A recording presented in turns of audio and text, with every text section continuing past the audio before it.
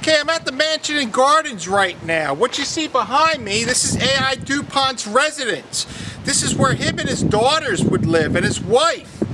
Now, if you see off to my left a little bit, there's an office there that was made out of local stones, probably in the 1840s. Now, that's where DuPont would have taken care of most of his affairs here. A lot of his orders came in from different parts of the country.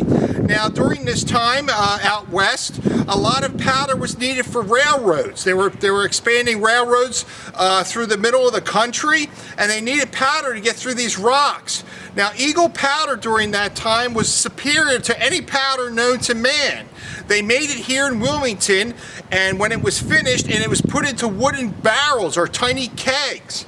Now, they would have orders that were placed, and A.I. DuPont would take his orders in his office here and send powder out to all parts of the country.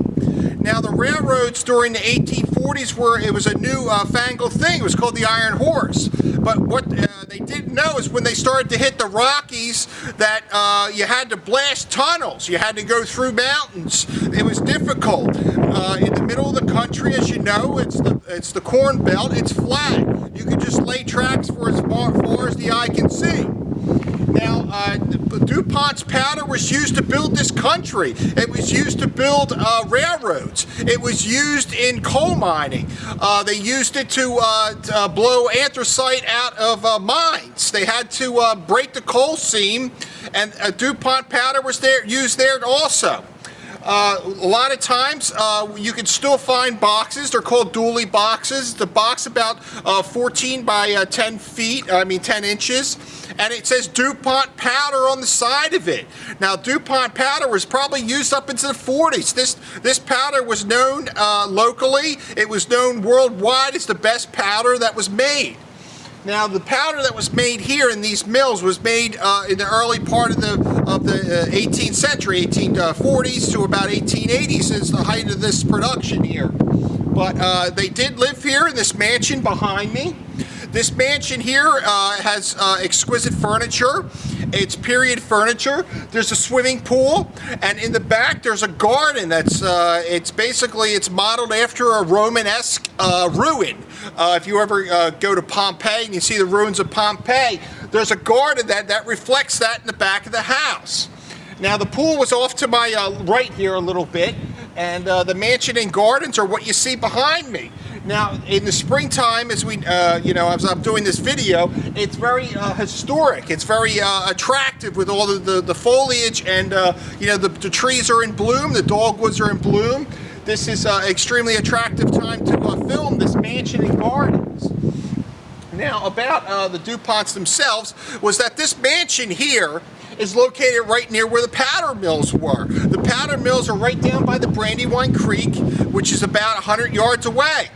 Now, from what I've known is that there was explosions, and an explosion happened, it rocked this house, which it did many times. There's furniture in the house that was damaged when the explosion happened, and there's also some damage of the floors, and ceilings would crack. Now, I think later on, it just was a little too close for comfort, as they put it.